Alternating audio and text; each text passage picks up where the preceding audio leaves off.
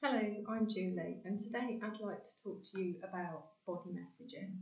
And what I mean by that is thinking about noticing and paying attention to our feelings rather than trying to push them away, which is what often as humans we want to do because things just feel too uncomfortable. So, first, I'm going to talk to you about a bit of brain science. So, I'm sure you've probably heard of the fight or flight response.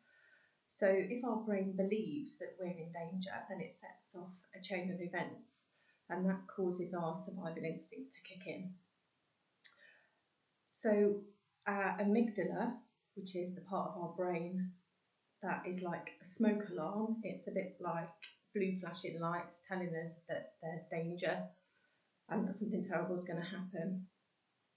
When our amygdala gets activated, we become highly aroused and we might exhibit some symptoms such as a raise in temperature or a racing heart. We might start sweating or shaking, or we might become hypervigilant. And if we're not able to calm down or calm ourselves at this point, then chemicals are released into our bloodstream. So we have cortisol, which is the stress hormone, and adrenaline, and they are both released into our bloodstream to help us to get ready to fight or to run away, because this is our basic human instinct, survival instinct. At the same time, the oxygen that's usually travelling around our bloodstream and around our brain gets diverted to our muscles for the same purpose, to help us to get ready to either fight or to run away. If we think about earliest humankind, where our survival instinct started, we're thinking cavemen and women who may have needed to run away from lions, tigers, bears. They would have needed to have this instinct. The important thing to remember is that we do not have to be in danger for this response to kick in. It's when our brain believes that we're in danger, not necessarily when we are. So it can respond to our thought processes rather than the current situation. And this is where you may hear this termed as fight or flight, or the stress response. So if stress or inner conflict is prolonged within our body continues to behave as if it's under threat. So exploring where this first started can open the door to owning and understanding why that stress response remains on high alert.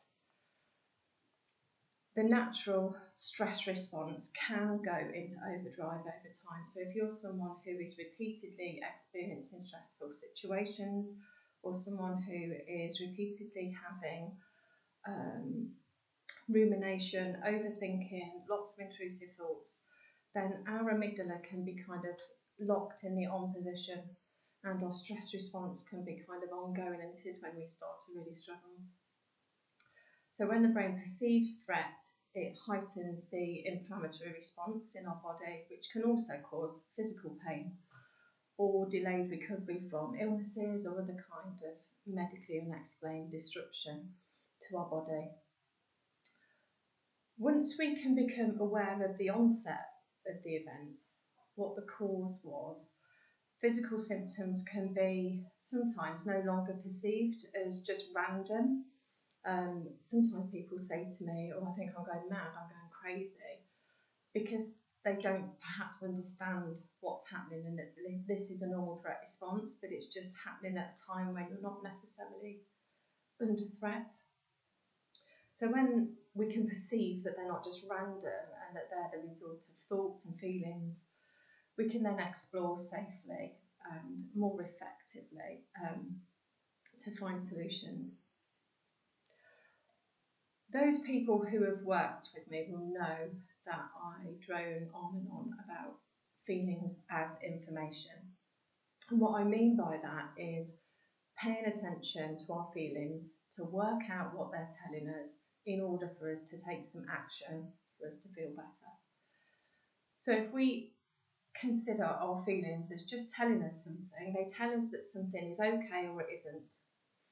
And sometimes when it isn't, those feelings can feel quite overwhelming. So naturally, we want to push them away, we want to squash them down, we want to distract from them as much as possible, which makes sense. However, when we do that, we're not getting the information that can help us to take action to enable us to feel better. So the way we do this is by, first of all, noticing what we're feeling. If you're someone who suppresses feelings, you may not be very emotionally literate. You might not be able to name all those feelings. So that is where we would start. So looking up some feeling words, thinking about what fits. Where am I feeling it? Where is it in my body? Is it in my chest, in my tummy? What does it look like? If it had a voice, what would it say? And is there a correlation to bodily symptoms? So with that in mind, I'd like us to think about hearing feelings, validating feelings, so that we can understand what they're telling us in order to take action, so that we can let them go. Physical symptoms such as anxiety can ensure that feelings remain locked in, and therefore the very disaster that your nervous system trying to protect you from in the avoiding of feelings can trigger a stress response, which then undermines the ability for you to be able to feel happy and connected to others and to the world. So if we think about this, body messaging, rather than being the enemy, can be a valuable friend who can signal through your nervous system the need to pay attention to the experiences that you've not yet resolved. Paying attention to those uncomfortable feelings can feel daunting and scary, and I really appreciate that.